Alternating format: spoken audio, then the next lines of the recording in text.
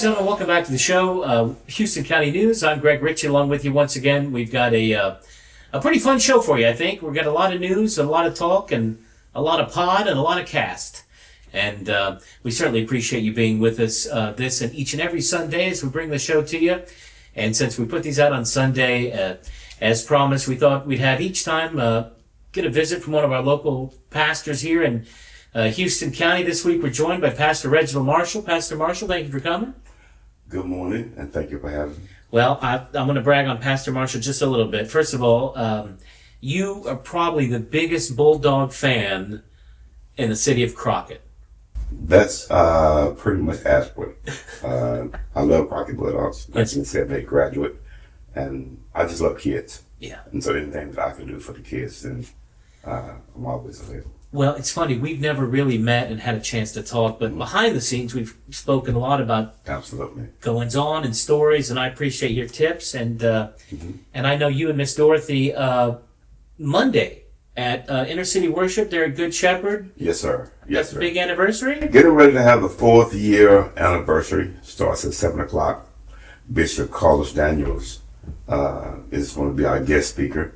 Okay. We always anticipate this time of the year to invite people to come out. And if there's anyone that's listening or watching now that have not had an opportunity to come, then we would certainly invite them to come. And that's Monday night at 7 o'clock. At 7 o'clock, 401 South 7th Street. South Central. At Good Shepherd. Right there in Good Shepherd. Right there at Good Shepherd. And we're there in the main sanctuary. That's amazing. Yes, sir. What?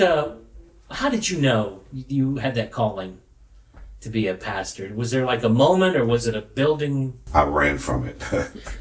A lot of preachers tell me that, by the way. It's a calling, and I don't take it lightly. I served. Actually, I started preaching when I was 19, and so I've been doing it for a long time. So it's preaching, but pastoring is a whole different ball game. And so I pastored twice before I landed at Good Shepherd doing the ICWP is what we call it. Right. And prior to being at Good Shepherd, I was the interim pastor at Bethel Missionary Baptist Church. Okay. After the loss of Pastor Harris. Right. Served him for about a year. And Pastor Wallace called, and we had a talk, and he had a vision, and I said, well, let me pray about it. He said, well, brother, you don't need to do much praying. I've already talked to God about it, and let's do this. And so that's where we ended up at. And it's been a fun experience, a growth process. Sure. But nevertheless, when you can serve people, honoring God, remain humble, because it's not about a title. Yeah. It's not about anything other than serving. Right. And so at the church, we try to make everybody feel comfortable. Well, if you wouldn't mind, would you say a blessing for us for our little show this Sure. week and for the folks out there watching? Sure. Thank you. Heavenly Father, we thank you for this day. This is the day that you have made, and we just choose to rejoice and do all of the things that you have commanded us to do. We ask, God, now that you continue to cover Brother Greg Ritchie and this broadcast and this ministry, this vision of news that he has brought to Houston County, Crockett, Texas. Bless our viewers everywhere, near and far. And then, God, we ask forgiveness of all of our sins. We know that this is the day that you have made, and we choose purposely to rejoice in it. And we come before you now saying thank you for all that you have done. And God, those who are lost, we ask, Lord, that they consider the invitation to come to Christ. In Jesus' name, amen. Amen.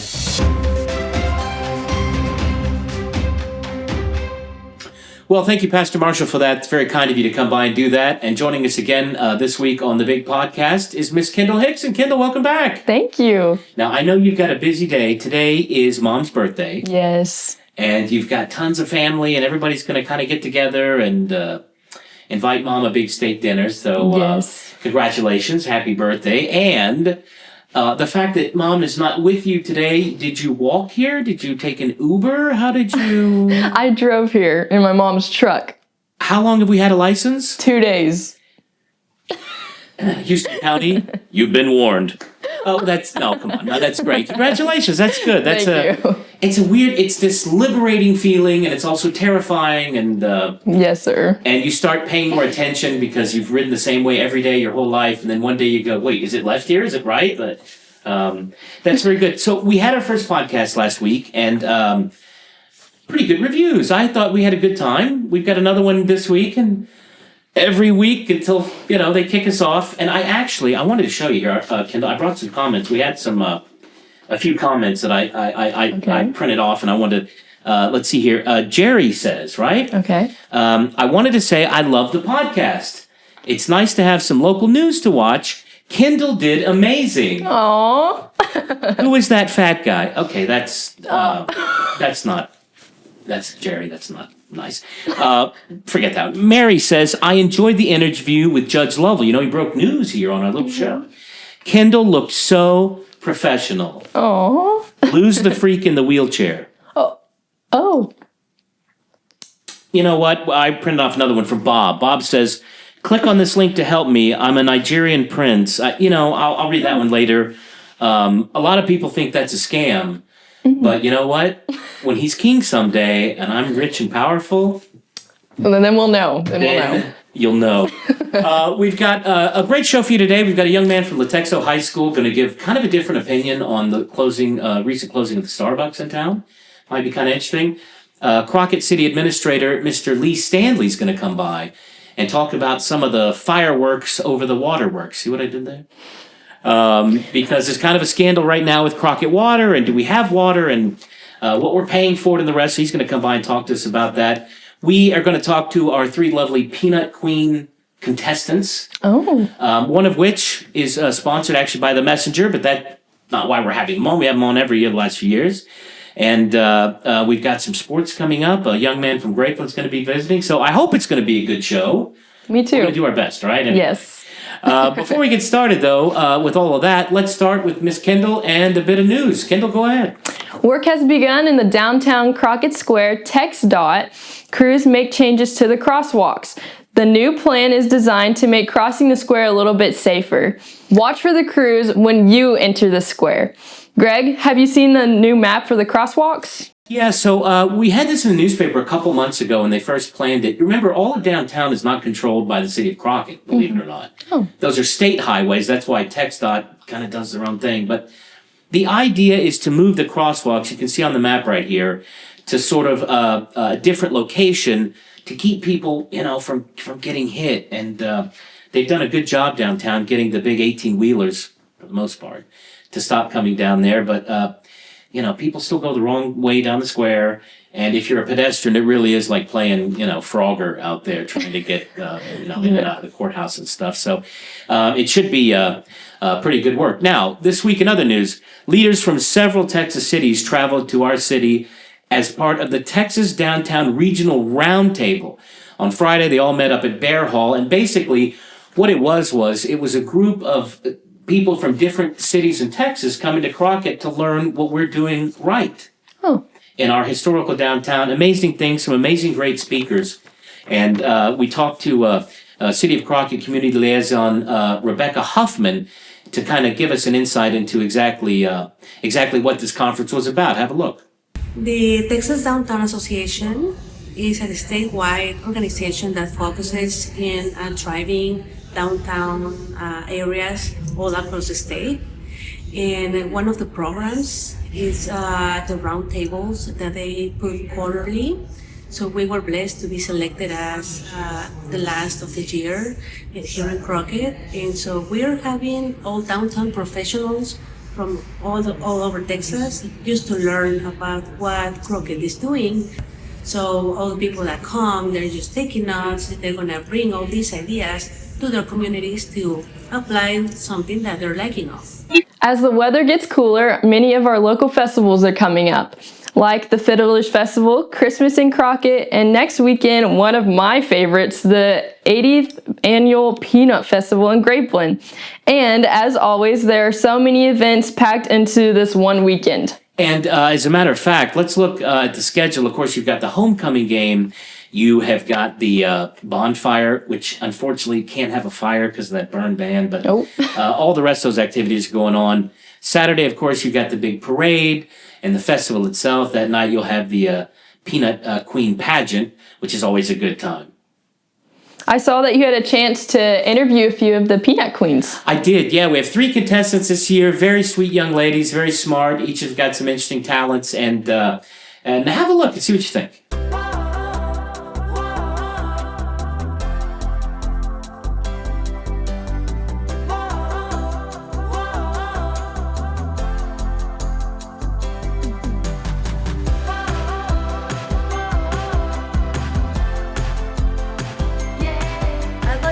I'm a very creative person. I like to draw, I like to paint, I like to crochet, and I also love science.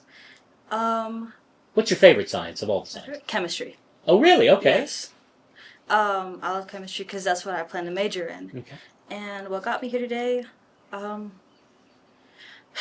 participating in this event because I want to help my parents with scholarship money, and not only that, I wanted to take some time away from school and have some fun, like socialize a little with some of my classmates. So, well, your senior year, you certainly earned it, I bet. I guess so. Well, tell me how you're feeling about the competition, working with these ladies, all the other people helping to get it going. Are you feeling good? Yeah. Are you having fun? Are you nervous? I am having fun. I didn't think I would socialize as much as I have been. So, I mean, I've been having a lot of fun. And how are you going to feel if they go and the next Peanut Queen is Kathleen? I would start bawling. Like, immediate waterworks. Yes. 5 years from now, what's the plan? Where are you going to be? I'll be in college for sure. I plan to stay at a local college for now until I get my bachelor's, and then go to a bigger school so I can get a better education. And if you had to ban one subject from all schools forever, what would it be? Math. all math. From kindergarten to all of it. Yeah. You know, you got to do some math if you're going to do some sciencing, right? No 2 plus 2. No.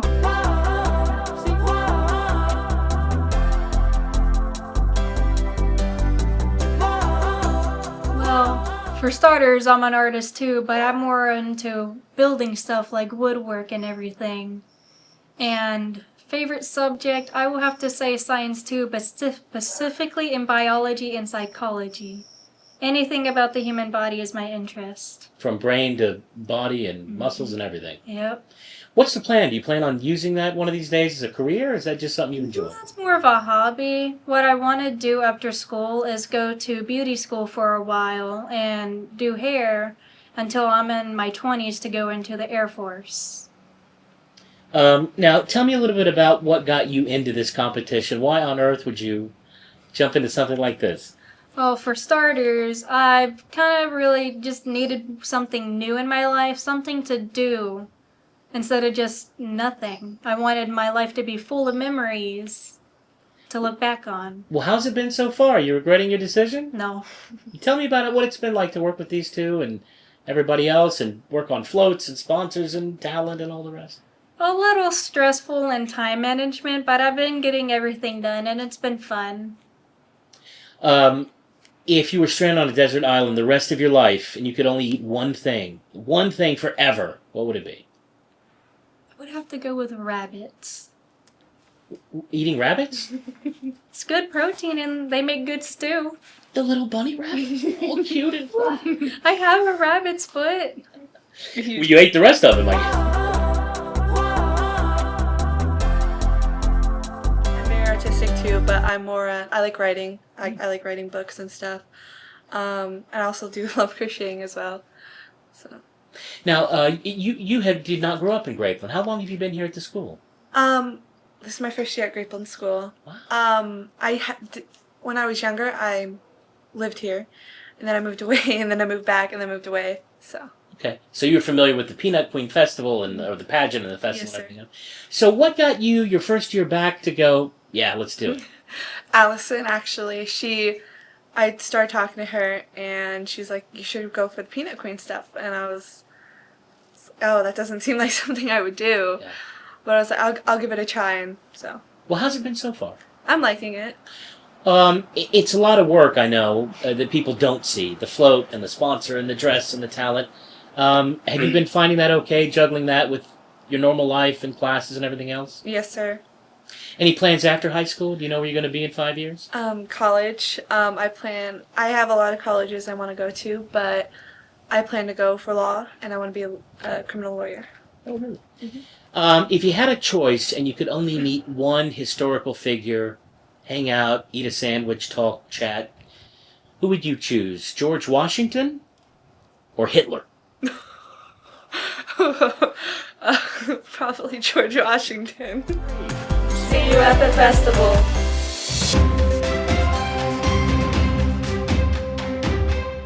Well, ladies and gentlemen, we're joined once again this week on the podcast by Crockett Senior, Mr. Liam McMinn. Liam, good to have you back. Good to have you too, Greg. Now, you're going to bring us, in just a minute, some great clips from the Bulldogs and Westwood. Heck of a game. I think the Bulldogs did pretty good against an undefeated team. Yes, sir. High-scoring, real battle they had out there Friday night. And this coming week is, of course, homecoming. Yes, sir, it is. We've got the Ring of Honor coming up.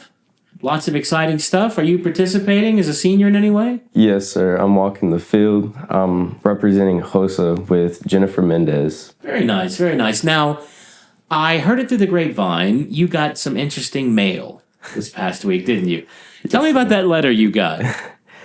I got accepted to Texas A&M last weekend. I will be there next fall to study kinesiology and sports medicine. Congratulations. That's awesome. How are you feeling? Are you nervous, excited? A lot of nervousness, yes. Scared to not do so well, but I'm pretty sure I'll find my way to the top. The only problem of getting a letter like that so early in your senior year is now you got to really try your senior year and make sure you don't blow it, you know? Yes, sir. Mainly focusing on anatomy, most of all, because for kinesiology. Making good grades, everything going all right so far? Oh, yes, sir. Every year of high school I've had. All right. Very good. Fair enough.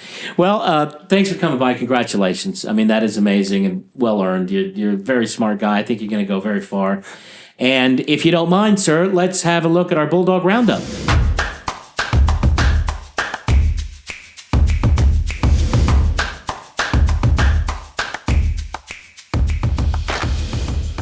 Well, Greg, the Bulldogs faced undefeated Westwood team last Friday night. And while the game didn't turn the Bulldogs' way, we certainly gave them a run for their money. Only a few minutes in, the Bulldogs got on the board first after running 3 offensive plays and gaining 31 yards. Then a little misdirection play would take them down to the 3-yard line, starting the game with a 7-0 lead. Then in the second quarter, the Dogs were down 21-7 and facing a 1st and 28 after a penalty when a run fake led to a 63-yard pass for another Bulldog touchdown. Just before the end of the first half, the Dogs struck again with a long run down the left side to the 12-yard line to set them up for another touchdown. With the score at the half, Bulldogs 21, Westwood 27. Late in the third quarter, Bulldogs faced 4th and 11, but again, a tough run by Butler caught Westwood sleeping as he rammed his way right up the middle for another touchdown, bringing the Bulldogs 28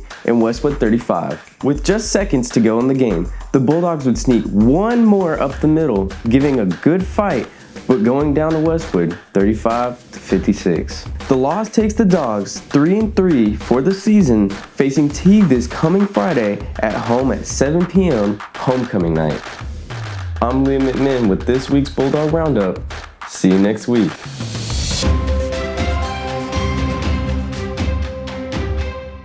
Ladies and gentlemen, welcome back to the podcast, Houston County News, and we have in our studio a new contributor to the old podcast, Grapeland Senior Steven Streetman. Now, you and I have actually talked before on cameras on a podcast before, haven't we? We definitely have, yeah. Remember that? Was it a couple years ago? Yeah, it was about 2 years ago. Coffee talk, and man, I had a good time. And when I heard that you might be interested in coming on and helping with us, I was really excited. Mm-hmm. So for the folks out there that don't know you, I know you're a senior at Grapeland, but tell us more about you. Well, yeah, I'm a senior in Grapeland. I do a couple of activities around the school, so I'm pretty involved in the band. I do 2 sports, tennis and cross country. And the great thing about doing all those things is I get greater insights into what's kind of going around the school. So, well, yeah, you're going to be our Sandy expert, I think, this year. Now, Mr. Streetman's been kind enough to help us here, and he's going to give us everything that's going on with Sandy sports. So go right ahead. Sandy Sports? All right, we're going to jump right into football. So far we've had a pretty great season overall. I think the Grapeland Sandies are 4-3 right now. We actually just came back from Mount Enterprise, and that was, I believe, our second district game that we played so far. So we're starting to get more into the playoffs, kind of the later end of the season. Our next game is homecoming, and that will be against Cushing at home. And then after that, we're going to go into Tenaha and Lovelady. So the season's definitely getting more competitive as we're going. And I actually had the opportunity to kind of give a last-minute interview to one of our team captains. His name is Diego Fajardo. He's currently a junior, and he's a linebacker for the Grapeland Sandies. And he kind of shared some strengths and weaknesses. So we've been improving as the season's progressed, and he says we've actually been really consistent from last year's season. So a lot of great things are happening so far. He said we have speed, agility. He said that's the biggest factor. And I think what the biggest factor is personally is he said that they have a very well-disciplined team. And I think discipline is absolutely baseline when you're trying to do anything. For sure. Because if you can't put in the work, results will never happen. So, do you see any reason why they wouldn't make it to playoffs? I really don't think so. I think they're going to have a pretty consistent success rate as they did last year, because all the losses they've had, it's been very, very minute. Right. And a lot of times, the thing about football, it's really unpredictable, right? Very rapidly. It's always evolving. That's right. So it could all really come down to one official or one play. Absolutely. But I think they've had a great amount of success, and I see no reason why they wouldn't advance to the playoffs. He did say one of their weaknesses is they just have a really young team. Right. And obviously with a young team, it's a lot of inexperience, but that also means a lot more room for improvement as well. So I have no doubt in my mind that playoffs are going to be tough, because they're facing off against Bremond, which ranks 3rd in the state. And if they advance, they're going to go against Shiner, which is ranked number 1. So it's pretty competitive, but I have a lot of high hopes for that.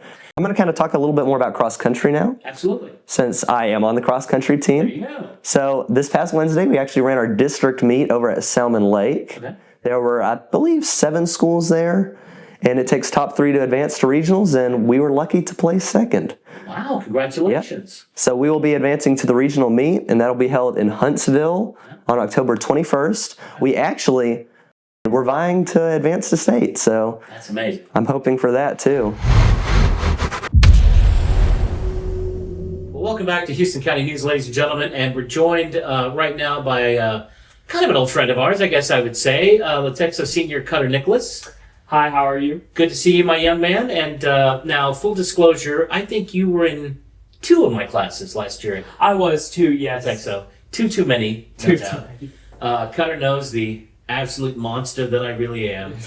But I want to congratulate you. First of all, you've been writing for the newspaper now at least a year or so. Around a year. I think last November, December is when I first started. So. And you've written a little bit of news, a little bit of opinion, kind of a little bit of everything so far. A good variety. It's been good to get my foot in the door and be able to kind of experience the life of a contributor. Right. Well, you're a senior this year, so obviously you're thinking about college. I know one for sure that I know is top of your list, but what is the plan for college? What do you plan to do? Where do you plan to work, profession-wise?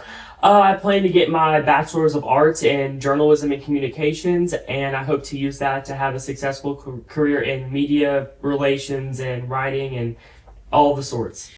And so I know you're writing a piece for this Sunday's newspaper, which is more of an opinion type piece. Opinionated, yes. Opinionated, yeah, an editorial piece. So I'll set it up, and then I'm really interested to hear your thoughts on it, because we don't get to hear from some of the kids in this county. We got a bunch of them in our schools. Starbucks recently closed, as I know you know. Mm-hmm. I know you had a black band on your arm in mourning for a few days now. And, most of the folks said, good. I don't like Starbucks politics. Who wants to pay $8 for a drink and all this kind of stuff? I agree with all of that. If you pin me down, I did know a lot of their politics, but what I knew I wasn't a huge fan of. I'm a pretty conservative guy, as you know. My wife said, oh, there's a Starbucks in town. And I thought, I'm going to have to take out a mortgage or something on my house. Right. Because there's always a new drink and all of that. But my honest opinion, honestly, was, we didn't control them coming in. Right. We didn't control them leaving. I don't know if celebrating losing a business, though, is a good thing at all. What are your thoughts on that? I think even though, and I know Crockett has very conservative roots, a large majority of our people tend to lean conservative, and some of Starbucks policies kind of shy away from that. Sure. So I do understand the opposition towards Starbucks. I can understand that.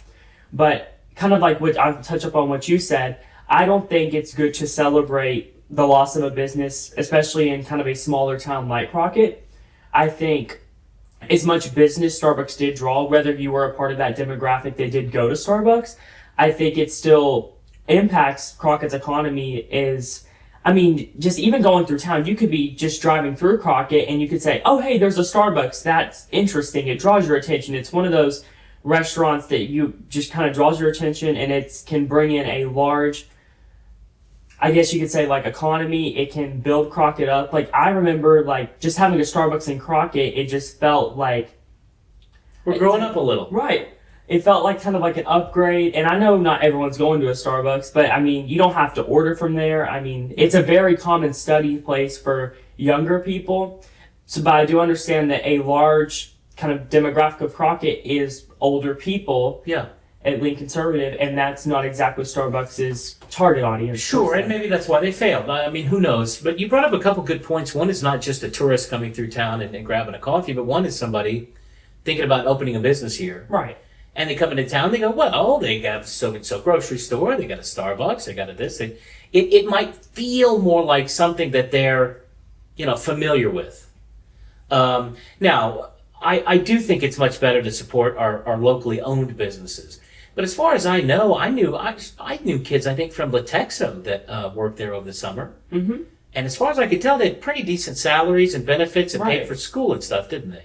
And that's another portion is Starbucks tends to hire more young workers, and those are the people that really sometimes need the extra money in order to put themselves through college and to support themselves while they are younger and they don't have something already established. I do understand not everyone has to love Starbucks, but I think what we should try to get our point across is it's not good to celebrate a business that opened up maybe a year ago already failing because of a lack of business. And I think it can lead to a regression in, Crockett's businesses. It could make other business owners, even small businesses, be scared and think, what if somebody wanted to open a coffee shop and they saw that even someplace like Starbucks couldn't make ends meet, economically, that could turn them away. So I think it's important, whether you agree with their politics or policies or not, you shouldn't celebrate a business shutting down because it's a sign of, it could start a domino effect. But yeah, I tend to agree with you. We love our local businesses, and I hate to see any business go, even though this was part of a chain. It was owned by local developers who put their money into it. And they still have to put their money into it. Yeah. People still lose the jobs. Sure. And what I don't understand is the hatred towards Starbucks, it's more towards on a corporate level of their high up policies. But what we see being affected by maybe the Crockett one closing down are the people that rely on it to gain a steady income and work there. And the people up top that you're really mad at are hardly ever affected. They just, if anything, they're way better off because they get to close down a Starbucks that was underperforming, and that only can help them. Well, it's good conversation. Cutter, I appreciate you coming in, and I'm looking forward to reading your article. I haven't read it yet, so I know it's in the paper today, but we're very happy to be able to help you in any way we can with your budding career in journalism. And I think you'll find it can be very rewarding sometimes, also very thankless, because when you try to present both sides, you would think both sides would appreciate that, but sometimes both sides just end up hating you. They just don't. They just don't. Well, have a good rest of your weekend, and good luck at school. Thank you. Thank you so much. If we choose not to raise the water and sewer rates, then we've got to find a deficit total of about $328,000 out of the adopted budget for next year. And in my professional opinion, if we have to cut $328,000 out of that budget, we basically won't have a water and sewer department. I want to be on the record to say that I think we got some of the highest water rates around for the type of water that we receive and that we buy. And so I think we need to go to the water district to revisit we don't have a contract. I was fixing to say contract. We don't have one. just can't say we won't do it because we need the water. I mean, that's a given. We got to have some water. But to do it, it might be a better proposal at this time to propose how we're going to address it legally, because you just can't say no water. Probably from now on, there's going to be people coming after our water, and we're going to have to just, do something to protect our water. And if we let them, if something happens, they shut down and we don't do anything, it's my understanding the state could come in and take the lake over, and they could do whatever they wanted to with the water. Only thing I gotta say about that, don't nobody want to pay for it, but how we gonna get it fixed if we don't pay for it? Yeah, I agree. It's always gonna be dirty, and it's always, we're gonna have to pay for it. It ain't going nowhere. We incurred about $1.5 million of salaries between two people this year. $1.5 million? Well, you and John's salary. So It's not close to $1 million. It's $1.5 million. I want in on it. Yeah, me too. For the summer, you don't even know what they're doing at all. So I'm just saying, That's a job description. You've had Yeah, you anyway. had an agenda for a week. But he did this before the agenda. Okay, well, with that being said, Okay, I make a motion we move to the previous question. What I'm already done that. Yes, what I'm saying is basically he's going out. Before. I make a motion we move on the previous question. I second. Enough. Well, ladies and gentlemen, thanks for staying with us here on Houston County News, and joining us this week in the hot chair is Crockett City Administrator, Mr. Lee Standley. Lee, thanks for coming by. Absolutely, my pleasure. Now, I have a couple questions for you right off the top. It seemed like in the last meeting it was revealed you make somewhere around $1 million a year. Okay. So my question number one is, we're friends, right? Yes, sir. Question number two, can I borrow some money? Well, if that was the case, you could. Now, I will say, and this has nothing to do with Mrs. Standley, this is all me. The Crockett City Council meetings, they're always interesting. They always provide plenty of material for, jerks like me to say funny things. But I will say, some of the things that come up in the meetings, as John Q. Public watching, when I hear a council member say something like, does the city council not get to look at the budget and decide what each department spends? I think half the summer was spent in budget workshops doing that very thing. We've invited some council members to come on and do that, but no luck so far. The big news, I think, out of the Monday meeting was obviously water. Yes, sir. And I know it's more complicated than this, but water prices for some people especially are going to be going up. Very marginally, yes, but it's all based on consumption, and it's not really based upon. That was really a budget discussion, not a contract with a water district discussion. We were trying to cover the debt that goes along with the infrastructure that we got from Texas Water Development Board, where we leveraged about $14 million. So it was paying for that debt, and during budget workshops, we had decided the council had decided to create the budget based on consumption rather than it going against property taxes, because property taxes, everybody pays the equal amount. This way it's based on the user. If you use more water, more sewer, you pay a little bit more to pay for the infrastructure. So me in an average house, no swimming pool or anything like that, barely electricity, only half a roof at this point. How much am I going to see? The base rate does not go up at all. Yeah, it's sort of the standard having the service. What you have to pay, whether you use a gallon of water or not, stays the same. Okay. That did not increase at all. Okay. Basically, if you use less than 1,000 gallons of water a month, it's going to cost you less than $1. Okay. The average usage based on the total year, total consumption, residential and commercial, it's about a $3 increase. Okay. Well, yeah, okay, good. That I can handle. It's not going to be like my property evaluation every year. No, sir. Jumping up. Okay. Now, Councilman Marsh brought up an interesting point, I thought, and he was asking, do we have a contract with the water district or do we not? Do we have a contract? Well, that is a a legal opinion. The city has a legal opinion that the contract is not valid.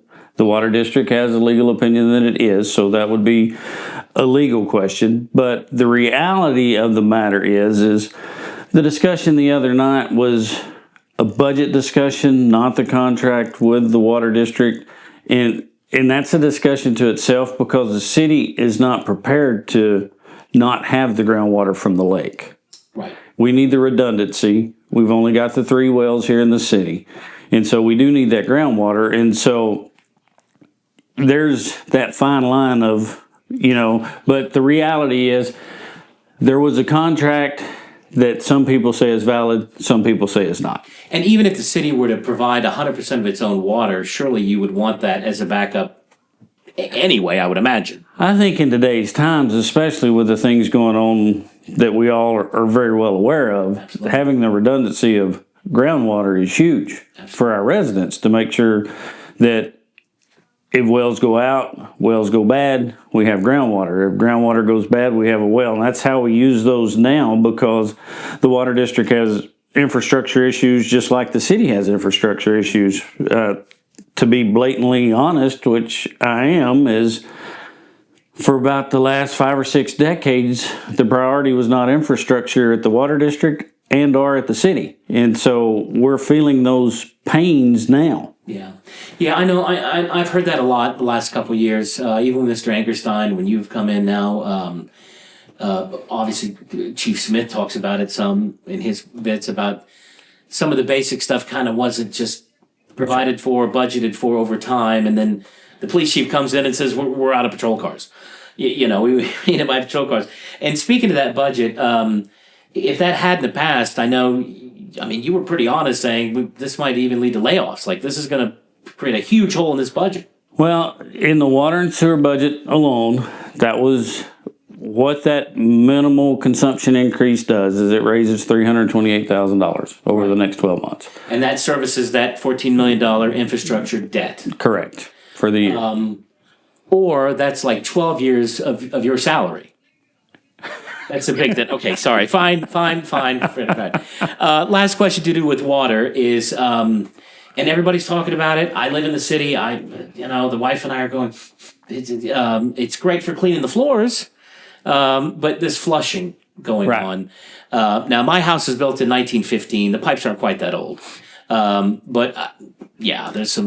not a lot of gunk, really. Ours have pretty much been flushed by now, but definitely a nice, fresh swimming pool flavor to it. Right. And what happens is at least once a year, usually twice, our water supply has to be flushed with chlorine.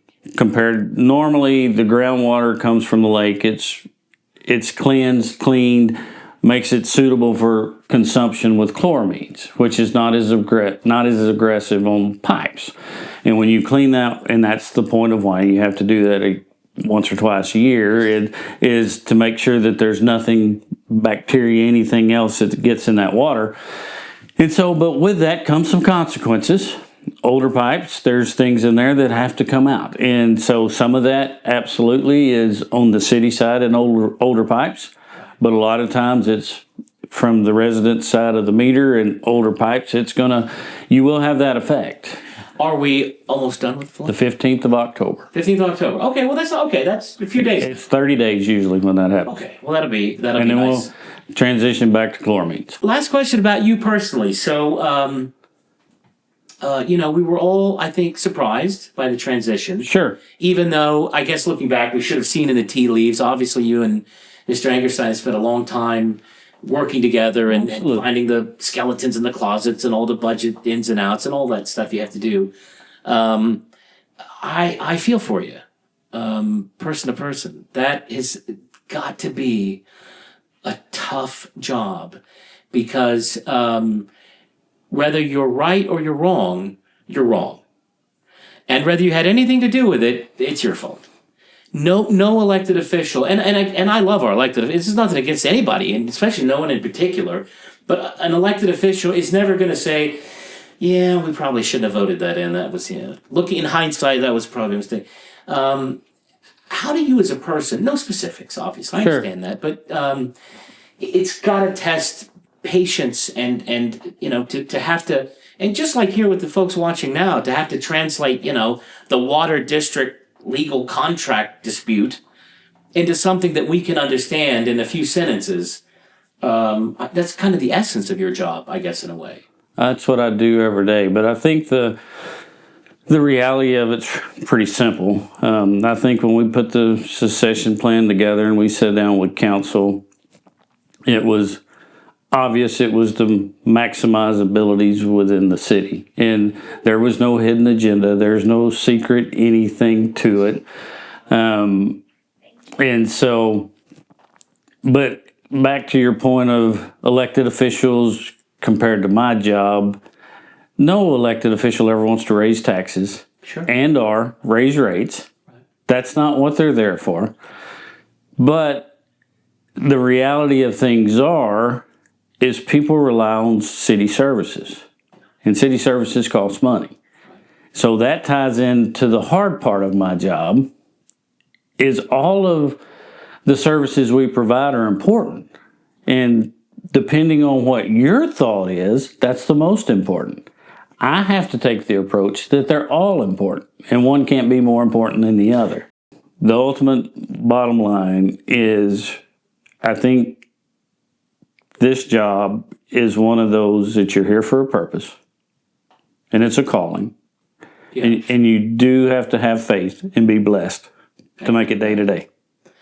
Well, amen to that. And Mr. Standley, thank you for coming by. I wanted to ask you some questions after that meeting, and there's a lot of online speculation. I want to kind of get it directly from you. And I mean, I couldn't do that job ever. There's no way. I mean, they'd have to pay me like $1 million a year. Thank you for coming by. You bet. Absolutely. Come on, you knew I was going to give you a little ribbon about that. You knew that. And if I can add this one last piece, that was the whole point when I started this, is I love having this opportunity because I think transparency and people understanding solves a lot of issues. Oh, yeah. Yeah, for sure. And yeah, if there's something we can do to help get the message out, we're always going to have a few tough questions for you. That's our job. But I will say you've been very transparent and open, and we do appreciate it. Absolutely. And thanks for doing this today. Yes, sir.